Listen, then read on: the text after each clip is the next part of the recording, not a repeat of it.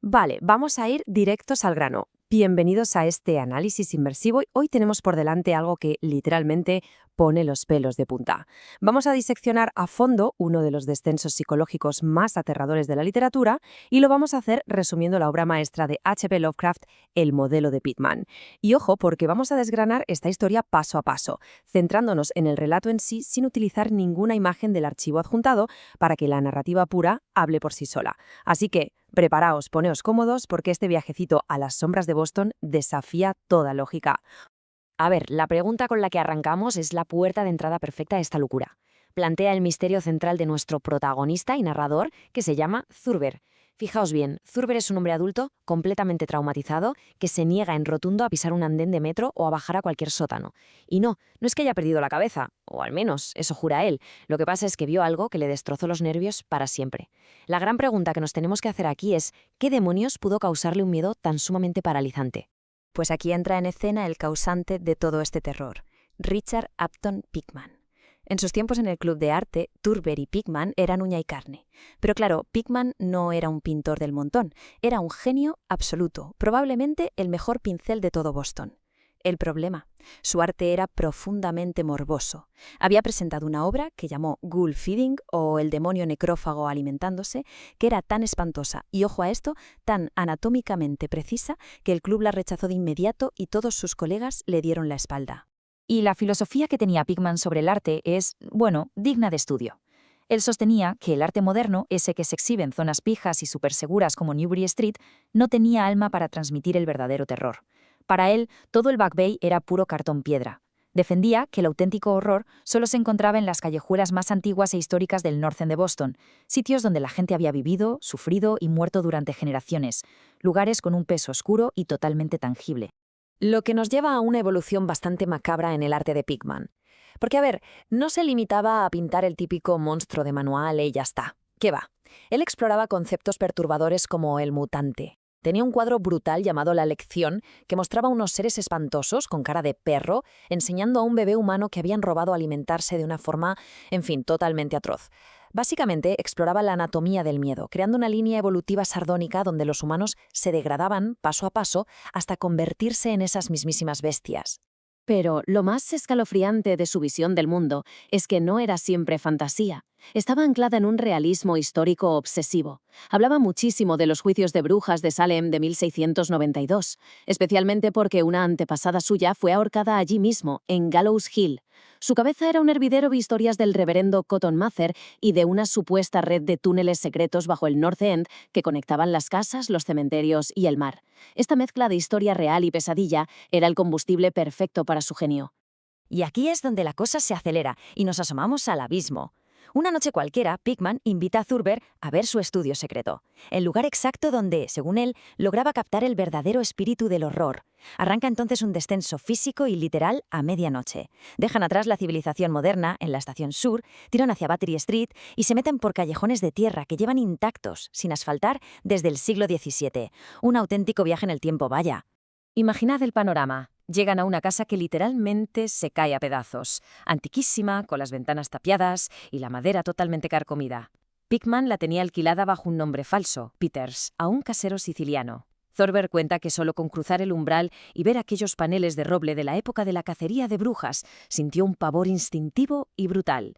Es uno de esos sitios donde sientes que la luz del día nunca jamás ha entrado. Una vez dentro, en la primera planta, Thurber se topa con una galería de los horrores que no tiene nombre. Pickman había conseguido trasladar el terror demoníaco a la vida moderna. Nada de castillos góticos lejanos. Sus lienzos mostraban a estas bestias atacando a multitudes en pleno andén del metro o agazapadas en los sótanos de las casas modernas, esperando pacientemente a que bajara el dueño. Estaba infectando un mundo real y seguro, con un miedo del que no te puedes esconder. Pero ojo, este es el verdadero núcleo del terror de Thurber. Lo que le dejó a 1 milímetro del desmayo no fueron los monstruos en sí, sino la técnica. Pickman no pintaba cosas borrosas, ni usaba trucos surrealistas como si fuera un sueño difuso, para nada.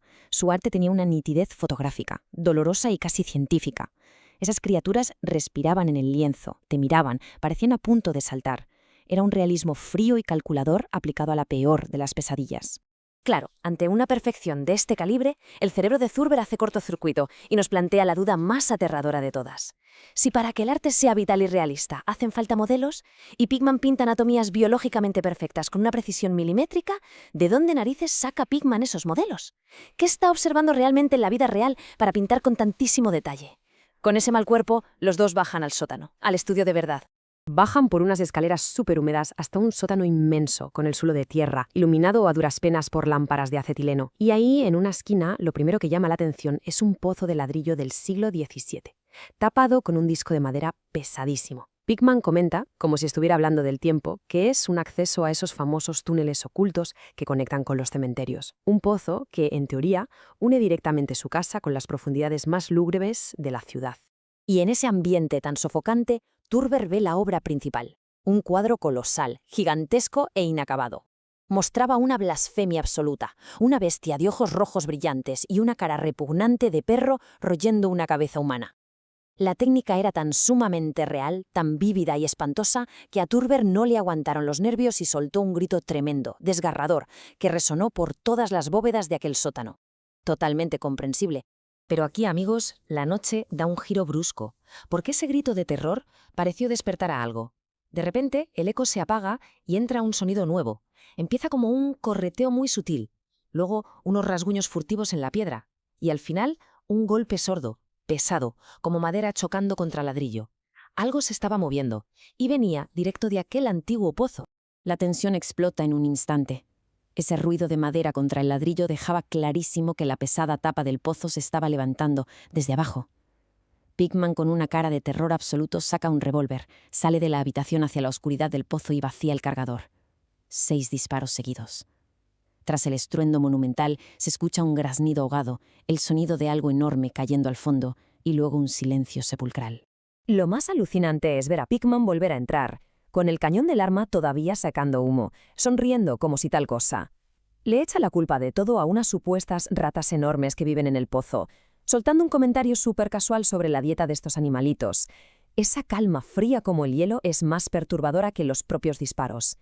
Salen pitando de la casa hacia la ciudad, dejándonos con la gran intriga que intentaba salir de ese agujero. Bueno, Thurber consigue llegar a casa sano y salvo, y corta toda relación con Pigman para siempre. Fin de la historia, ¿verdad? Pues no, porque aquí está el gran giro narrativo.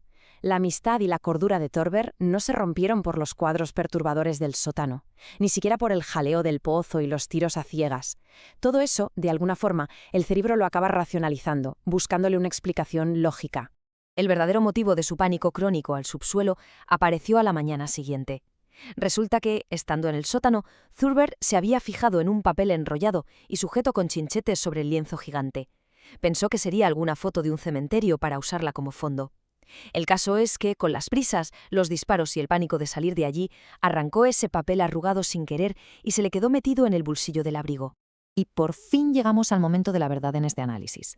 Al amanecer, ya a salvo en su casa, Thurber mete la mano en el abrigo, saca el dichoso papel arrugado y lo desenrolla. Lo que vio ahí plasmado le garantizó no volver a acercarse a 1 metro en la vida. La pregunta es evidente y brutal. ¿Qué diablos había en ese papel? Las opciones se nos van agotando rápido. No era un simple dibujo preliminar, no era un garabato o una fantasía hecha a lápiz.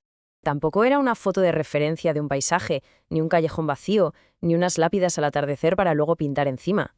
La realidad era infinitamente peor. Era una fotografía del natural. El papel mostraba exactamente al monstruo que Pigman estaba pintando, posando vivo y coleando con la pared del sótano detrás. Esta revelación lo rompe absolutamente todo. Pigman no imaginaba nada. La precisión biológica de su arte se debía a que pintaba fotografías de monstruos reales que respiraban y estaban de pie, justo delante de su cámara en aquel sótano infernal. Y esto nos deja con un pensamiento que de verdad hiela la sangre. Si esos modelos eran reales, si esas abominaciones devoradoras de cadáveres viven en los túneles antiguos de nuestras ciudades, ¿qué más hay escondido debajo del asfalto ahora mismo? Esa es la auténtica genialidad de Lovecraft, que convierte bajar a un sótano cualquiera en una ruleta rusa de terror. Muchísimas gracias por acompañarnos en este resumen. Y bueno, a partir de hoy seguro que os fijáis un poquito más por donde pisáis en la oscuridad.